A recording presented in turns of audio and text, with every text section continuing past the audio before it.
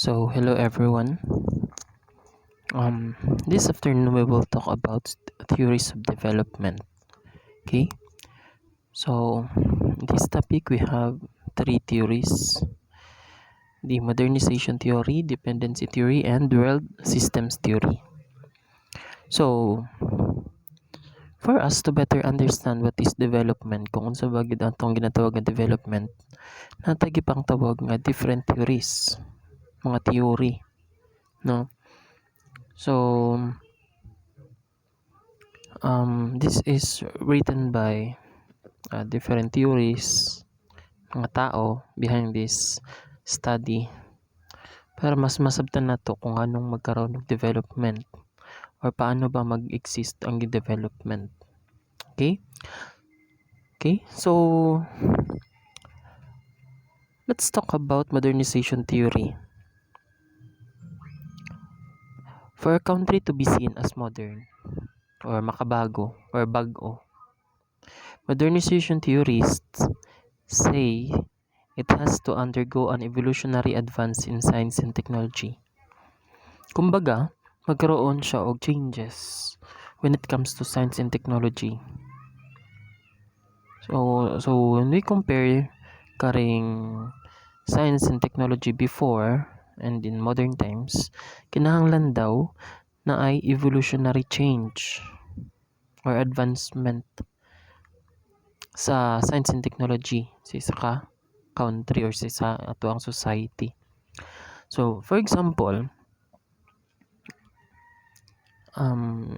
compared sa science before and science today, di ba? For example, again, sa una, para magkaroon og vaccine sa isa ka sakit caused by viral infections, no, or diseases caused by virus.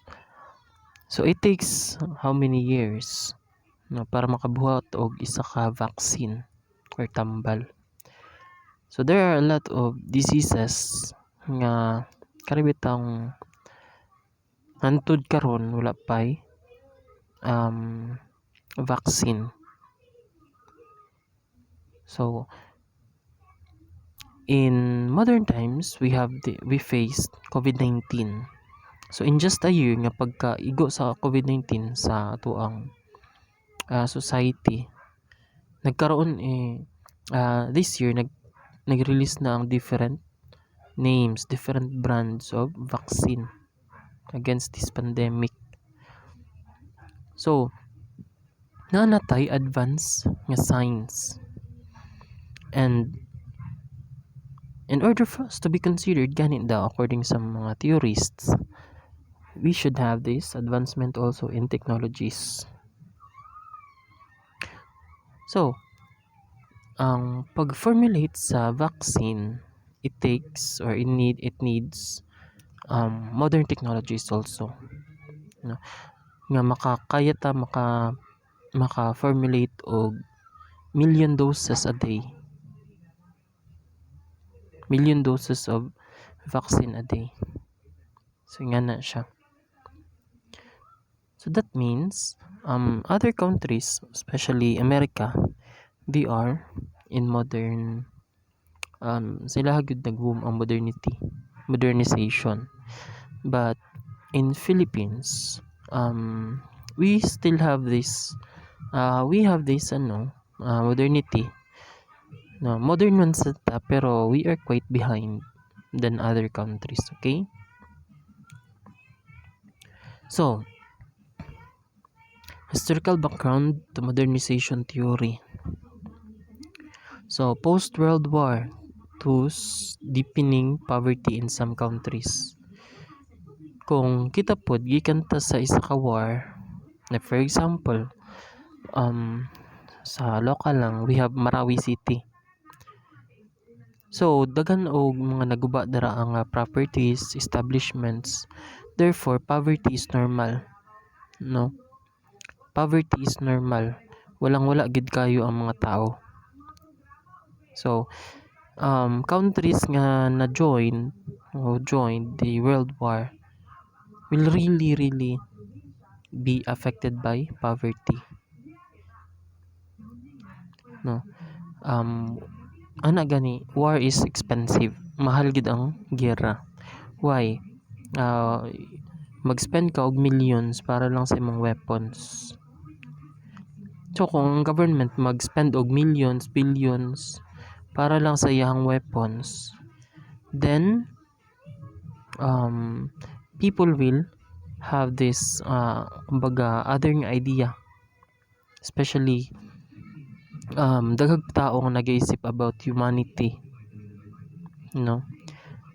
Daghang tao nga nag-iisip about humanity, kaayuhan sa tao, and war is not or cannot be benefited by human. Singana. Ideological competition from communism. Nagkaroon og idea about communism. When we say communism, it is a political view or it is an idea from Karl Marx, if I'm not mistaken. Okay. So, gusto nila magkaroon nga kumbaga all properties kay ma-own siya publicly. Pantay-pantay. So nga na communism. Increasing unrest in some countries. Nagkaroon po during post-World War, nagkaroon og unrest, dissatisfaction of people. So nagkaroon og dissatisfaction. So what will happen if na dissatisfaction? People will do protest, have some movements for and ask for change. So nga na siya. Above post, a threat of capitalism. No. During post-World War, nagkaroon po og threat for capitalism. Excuse. When you say capitalism, ang ato ang industry ug ato ang trading padagano na siya by private people, private individuals. Sila ang mag-manage ang mga businesses. Therefore, kay sila may mag-manage, sila po ang mag-income. Okay? So, what will happen if mag-boom or mas magdaghan ang capitalist? So, what will happen to the society? Just like what happened after sa reign ni President Marcos. So, sa time niya, ang nagapadagan sa electricity like Meralco, Maynila, and others, that is owned by the government. Kung si government ang mag-own medyo mahal. I mean, medyo mura. Mura ang kuryente, mura ang tubig. That's because ang nagapadagan na is tax from the people. No, si government pod ang nagapadagan, therefore dili kayo dako ang iyahang presyo. Now, after sa panahon ni President Marcos, ang Meralco nahatag dito sa mga Lopez, if I'm not mistaken. So, run na siya privately. Private company na siya. So, kung pansin na to ang Meralco karon, unsa na ang iyang state? No? Mahal kayo ang singil sa kuryente nila. Just like for another example, nagkaroon og bagyo. Pag igo sa bagyo, nagmahal ang palitunon. So, paano siya maging advantage dito sa mga capitalist? Because no choice ang tao kundi magpalit sa bisag unsa ka mahal ang ilahang presyo sa ilang product. Kapansin mo, pag magbagyo, ginabantayan sa DTI ang pag-increase sa presyo sa palitunon. Because na mga capitalist nga mga negative advantage, ay no choice ang tao, magpalit yun ng bugas. Therefore, ginapatasan nila ang presyo sa bugas. That is the negative side pag capitalist ang budaghan. Okay? This led to the development of modernization theory. Okay, other. Next, modernization theorists aim to explain why poor countries failed to evolve from modern societies. So, isa sa aim sa modernization is to explain nganong ang mga pobre nga country dili gyapon sila ma-evolve dito sa modernity. Maybe caused by poverty, caused by communism ba, and other causes. So, daghan og causes. Even karibitong, for example, Filipinos. Daghan man og mga maayo nga Filipino scientist. Pero what unsa ilang ginabuhat? Di ba ginapalit sila sa ibang countries? No, ginapalit sa ibang countries, ginapatrabaho sa ibang countries, nagatrabaho sa ibang countries. Because wala sila or less ang ilang job opportunity diri sa Pilipinas. Singana. Daghan kay causes why poorer countries failed to evolve into modern societies. Reduce the spread of communism by presenting capitalist values as solution to poverty. So, isa daw sa iyahang aim is to spread communism is the spread of communism by presenting capitalist as solution to poverty. So, paano po daw nila give-view as solution to poverty ang capitalism? Because there are people thinking the more nga daghan og capitalist, the more nga daghan og job opportunity. No? So, nga na siya.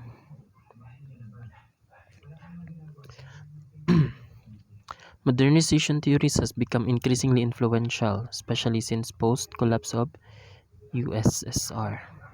Wait. So, we have this Rostow's model of modernization. So, excuse. So, we have traditional societies. So, traditional societies again, katong based on farming from the word traditional, more on farming, fishing, forestry, and some mining. Preconditions for take-off, building infrastructure, katong time nga nagkaroon na og we are building infrastructures, transport, take-off stage, introduction and rapid growth. Ang traditional societies katong ato ang land areas kay from farming pa, farming, fishing, tamnag mais, tamnag mangga, saging. Then preconditions for take-off, gipang putol ang katong mga mangga, gipang gistop ang pagtanom og mais, kay gitindugan og establishments, buildings. Then condition to take off, we are kumbaga having this growth, na development. Drive to maturity. New ideas and technologies improve. Just like for example, sa una, balik ta sa traditional societies or society. Ang isa ka land area, tamnan na siyang mais. So, kay less man ang imuhang income kung magtanom lang kag mais. Nagtindog ka dra og galingan. Galingan. So, nagtindog ka og isa ka building para mo galingan. So, ang imuhang take off, naging okay ang dagan sa imuhang galingan, sa imong milling. Naging okay siya. Then, tungod kay naging stable ang imuhang galingan, nagpurchase ka og bag-ong technology nga pag-harvest sa imong mais, direct na dito sa imuhang sa imuhang establishment, sa imong building. Paggawas tahop na, no. Paggawas na kay iba't ibang products. So nawala na tong mga iba nimo nga technologies, tong older technologies. Then we have this high mass consumption. Then people has this kumbaga, people have more wealth and to buy services and goods. Mo po din siya nga time or nga period kung asa ang people na siya dakong power, or for example ikaw nga nay kay milling station, ikaw na kay kakayahan nga mo palit og ibang goods nga magkaroon pa kag iban nga negosyo maliban sa milling station nimo. Maliban sa imong galingan. So pasensya, medyo ginaubo jud ko. Okay? That is from Rosto. Okay, so Modernization Theory, role of the West in developing countries. Western investment in factories, expertise, equipments, use loans. So, dili kay ni siya important. Okay?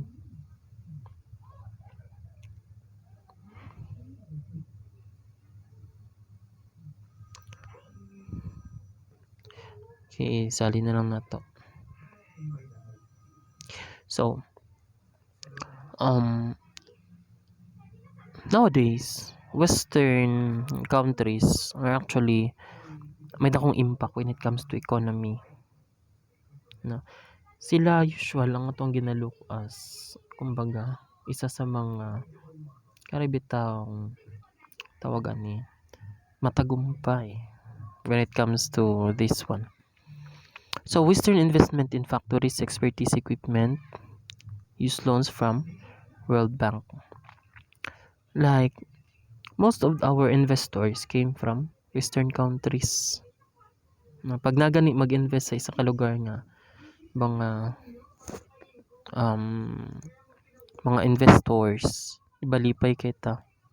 So isa sila sa mga naka-influence or nakatabang when it comes to development. Ngano makatabang man sila pag mag-invest sila or mag-put up sila og sa isa ka country. That's because magsulod ang bagong technologies. No. Kita as Filipino maka-learn pud ta paano ta makapadagan og sarili natong company. So nga na makahatag pud sila job opportunity dito sa isa ka country. Okay? Western funding to introduce meritocratic education, values of universalism, individualism, and competition. So,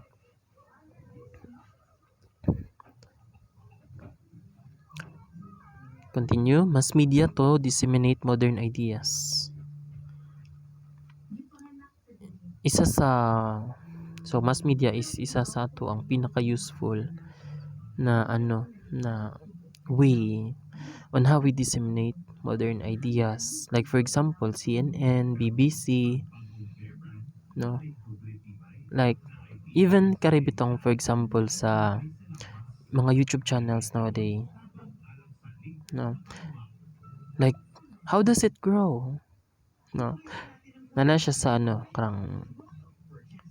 karang paano nila ginalagaan nila ang mga products, paano nila hatimanon ilahang tanom. So daghan kayo mass media is isa sa pinaka easiest way because kumbaga mas dali man gud ang access diri sa tao nowadays. Modern na gyud. Urbanization to be encouraged. No. So urbanization is isa sa iyang maging influensya. So from isa ka society kung asa less modern, nisulod ang mga karibitang investors, Western investors, nagdala sila og technologies nagsulod sila og mga technologies, nagdala og technologies. Gitudluan ang ilahang employees paano ni siya i-operate, no. So there are people sometimes gusto pud sila mag-start as ilaha, no. Pag came up sa idea nga ay nga ni gusto ko mag-start og ako ang company. So magtindog pud siya iyahang magtindog pud siya og iyahang establishment, building.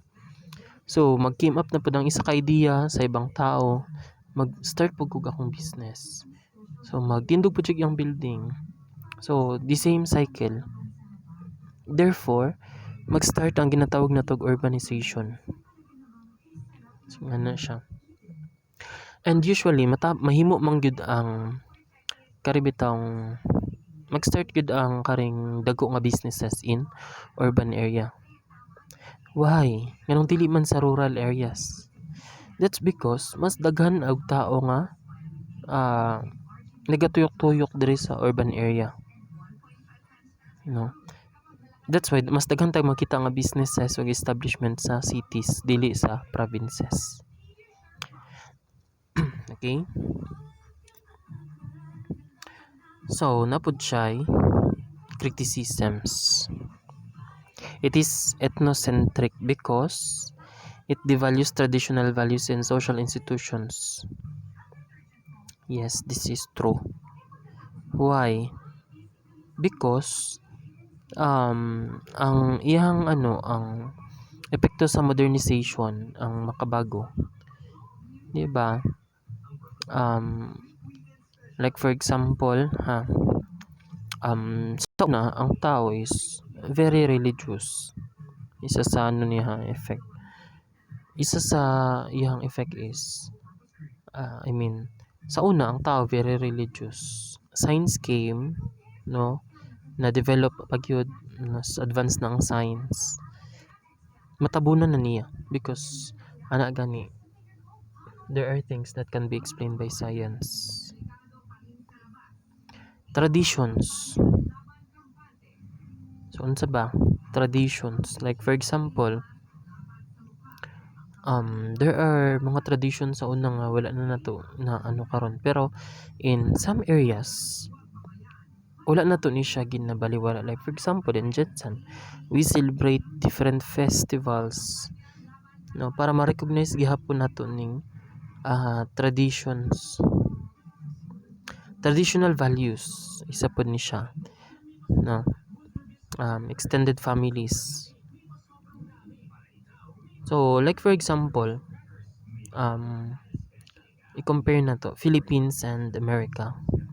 In America, pag-abot na nimo og 18 years old, since wala pa man ko na dito daw lang sa ta. So pag ma-reach nimo o pag maka-reach na ka sa imuhang legal age, kinahanglan separated na ka sa imuhang family. That's according to them, no. So bihira lang kayo nga ang extended family mahitabo. Like pila ka generations ang naa dira sa inyo, no. Napa si lolo si lola, so very rare lang na sila, That's because they are kumbaga mas modern sila. Here in Philippines, kung buhi pa ang lolo ni mama ni lolo ug mama ni lola, papa ni lolo ug papa ni lola, nagyapon na siya sa atong balay sometimes. Even lola, lolo, nagyapon sa atong balay, no. Compared to other countries nga pag ang tigulang sila lang silang balay. So diri sa tua, si lola si lolo nagyud sa tuang balay. That is what we call extended families. Different generations ang nasa isa ka household. So nga na, isa na siya sa kumbaga epekto sa modernization ang maapektuhan ato ang traditional values. It ignores increasing inequality within and between countries. How? Paano ba? No? Of course, dili tanan tao maka-access or makakaya aning ginatawag nato modern technologies, no? Dili tanan countries ka afford ana.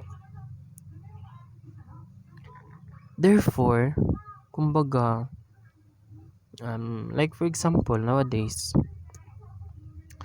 'di ba, pag dato ang isa ka dato nga country, kaya niya mag-purchase og mga mahal kayo nga mga weapons. Tapos, ang mga pobreng nga country like Philippines, baligyan lang ta atong gubaon na nga mga mga gubaon na nga mga weapons, mga vehicles nila. No, like for example, ang C-130. So murag nilumaan naman din na siya sa ibang countries. Tapos gipalit nato sa Pilipinas. That's inequality. Kumbaga sila bago ilahang weapons, kita nagsalig lang ta sa BRP Bonifacio, BRP Jose Rizal, no? Sila yung mga nuclear weapons, other pa nga weapons. So, ang iyahamang good diri sa modernization, kung kinsa ang maka-afford, siya ang medyo moangat. Siya ang medyo mas maging modernized. Dili pantay-pantay. Okay? Like for example, na-imbento nga, like for example i-relate na to sa modern events. Tung time nga about to release pa ang mga COVID-19 vaccines, 'di ba? Ang ibang countries nga maka-afford, mga dato nga countries, nagkontrata na sila og pila ka millions of doses as sila ang dapat i-priority sa vaccine.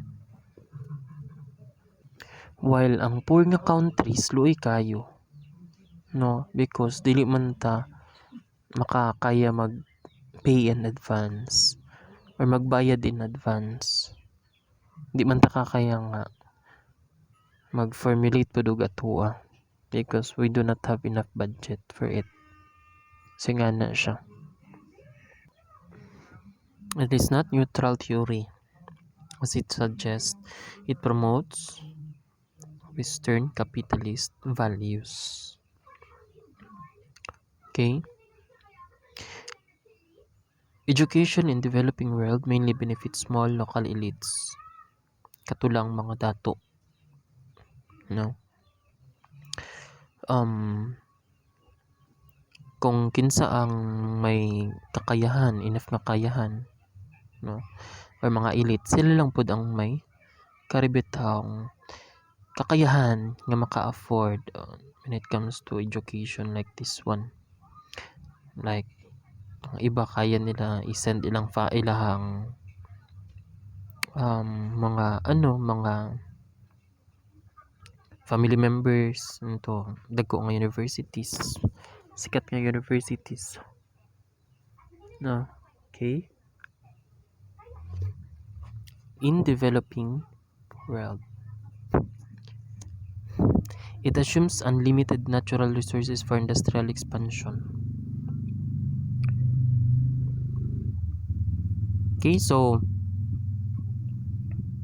when we say it assumes unlimited natural resources for industrial, niya, kumbaga para sa iya though we have limited resources mang gyud, natural resources, limited lang gyud kayo. Para sa iya diri sa karing nga theory, modernization, ecological issues or karing dili enough nga resources kay wala niya ginatagaag pansin. How? Mingon ta nga need na to og papel, no? Nahurot na nato putol ang mga kahoy para sa papel. Mingon ta og modernization na ay mga new ideas, mga bagong ideas, innovations, new inventions.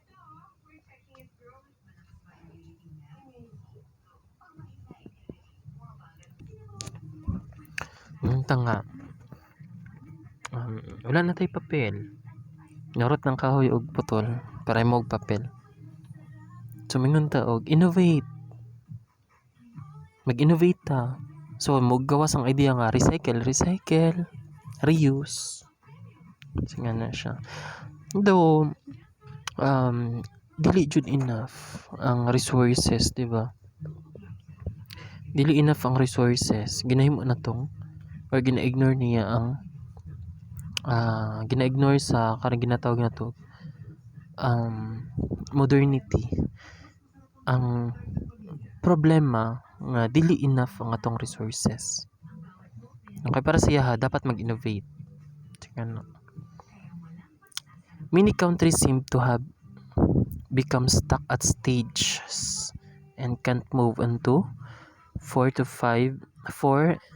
stage 4 and 5. So, maybe ang iyang gina-pointer is katong model ni Rosto, tong traditional societies. Ito. So, many countries seem to have become stuck at stages and can't move to kumbaga, ang stage ngayang usual is dito lang ta sa stage kung asa magbuhatag ato ang kumbaga kuha na to ato ang economy i-develop. Pero dili kayo most of the countries dili makaabot ito sa must high consumption. 'Di ba? So balikan na to para mas klaro. So please wait. So dere traditional societies, especially butang na to Philippines and other countries, mga poor nga countries, di ba basta poor. So there are countries nga kung mastay sila diri sa precondition for take off. Magbot lang sila building infrastructures, start silang negosyo, okay man ang dagan sila hang economy, pero tama lang po dira. Then because there are more more developed countries na than us ng mga poor country, maunhan ta when it comes to new innovations o new technologies. Maunhan ta sa ibang countries. Mas maunhan ta nila nga ma-purchase to mga modern technologies. Therefore, pag-abot diri dili ta makakayo makatungtong diri, maglisod tag tungtong diri sa drive to maturity. And of course, pag dili okay ang ato ang technologies, maglisod gyapon ta og kumbaga pag dili okay ato ang technologies na magstay ka magkuanta to medyo especially mga gubaon nga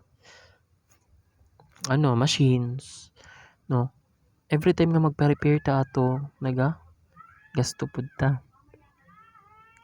So therefore dili kay ta maka when it comes to high mass consumption, maglisod pud ta. Okay?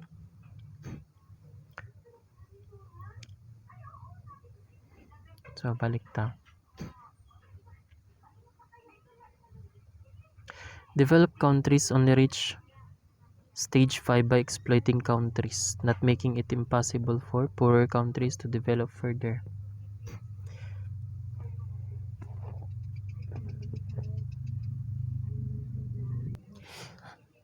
So,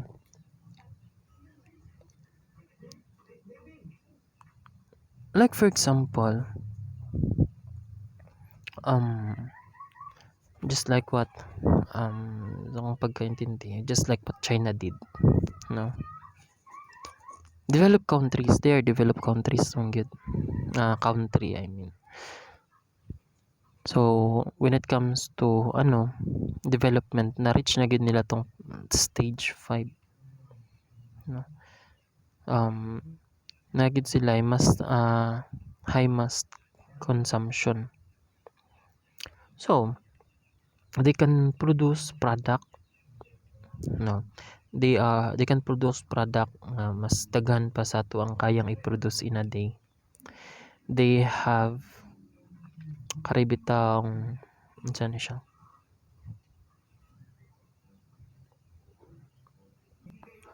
they have kumbaga tawag ani, that's because they have good technologies, no, they have good technologies, that's why paspas ang ilahang production sa ilang products. So tungod sa kapaspas sa production silang product, no, mo nang usual to nga low quality pag may made in China. That's because digan sila product bisag paliton pa na og barato kayo tungod kay dagan sila product, dako gyapon ang ilahang income ana. Singa na siya, dako gyapon sila og income. So paano man na nila maano nga madako ilang income? So kita nga mga ang isa ka poor country, unsa man ay ang tangkilikon kung kumbaga unsa yung tangkilikon para magkaroon siya nga nga product dito siya sa barato, no, practically speaking, no, especially Filipino kung asa ang barato dito without thinking about equality. So iyang ginaano is ang poor countries baligyan niya og barato niya nga product, no. So matong tangkilikon ni poor country, like for example mingon tag blower sa buhok. So paliton ang blower sa buhok kay magpatindog og salon, so made in China, barato kayo ang tag 300 plus ang blower. After 1 week guba na, so palit na pud og bag-o. After pila ka days guba na pud, palit na pud og bag-o.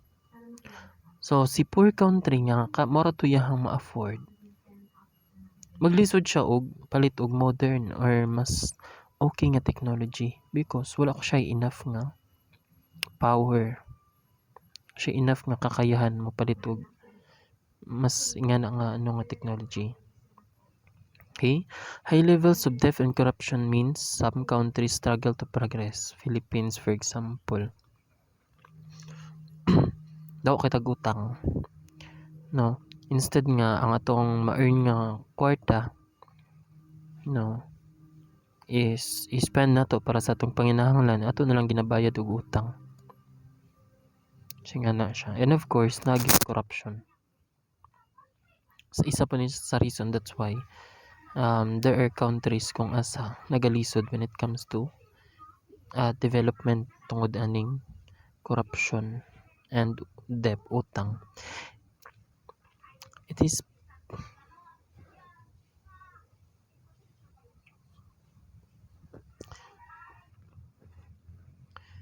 probably not possible for all countries to enjoy mass consumption. That is true. Some countries will need to specialize in primary products to satisfy our demand for food and raw materials. Because jobs in primary industries are less well paid, it will probably mean they are as wealthy as can not enjoy a mass consumption lifestyle. Wealthy and cannot enjoy mass consumption lifestyle. So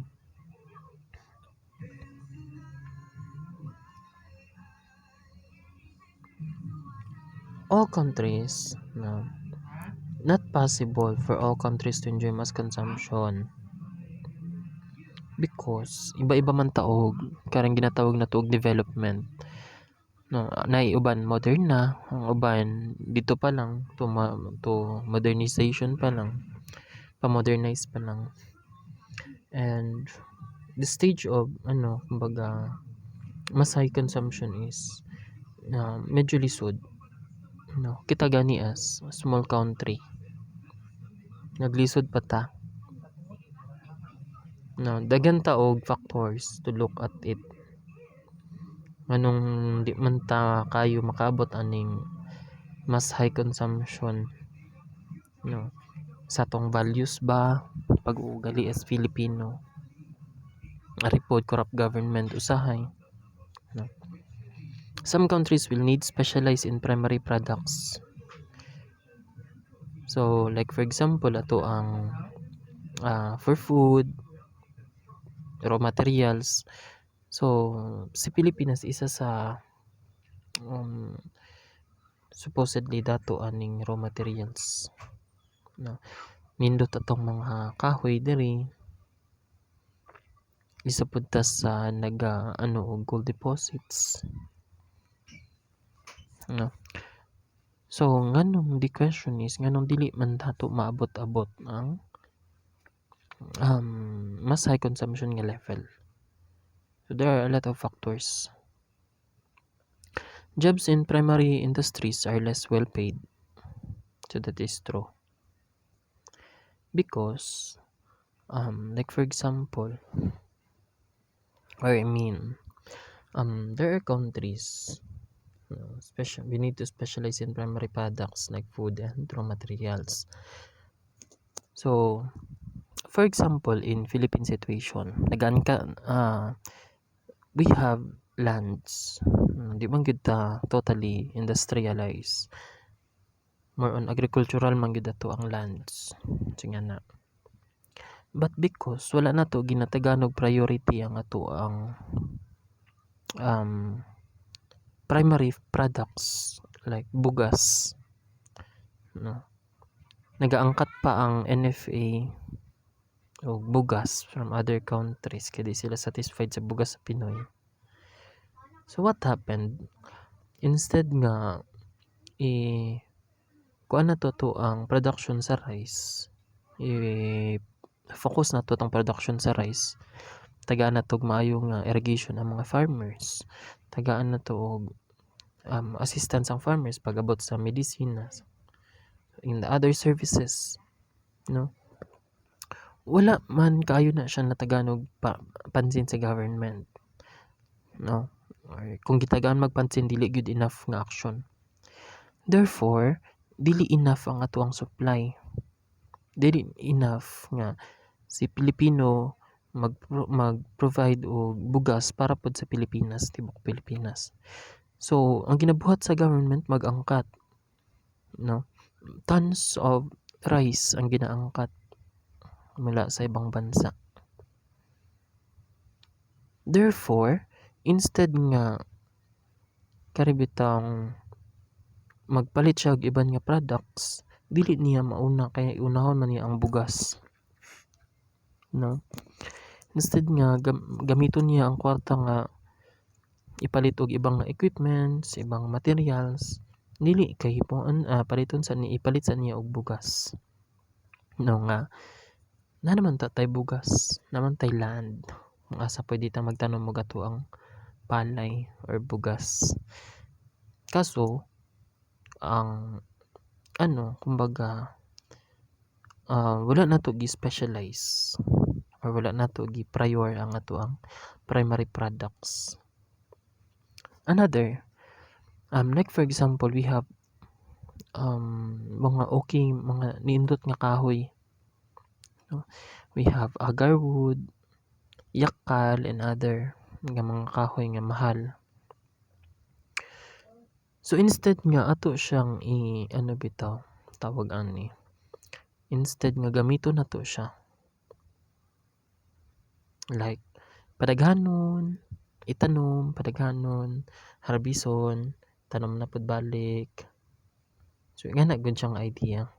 I know nga we know nga it takes years, hundreds of years before siya mapuslan ang kahoy. Pero kung nagtanom, nagputol tapos nagtanom ulit, di ba nga na di na pong himuslan nato ang atong natural resources. Then imagine for pila lang ka kuan sa agarwood is mag-cost siya og millions of dollars. So kung gi-maximize lang nato na siya nga resources, gigamit nato, gipadaghan, tapos gamiton nato, dato ta, no? Pero kay gibawal man, bawal ibaligya. Protection, walay development. Rehabilitation, walay development. What will happen? Dili na to mapanghimuslan ang atoang products. Therefore, magsilang tag-utang-utang sa ibang countries. No? So, nga na siya. Another,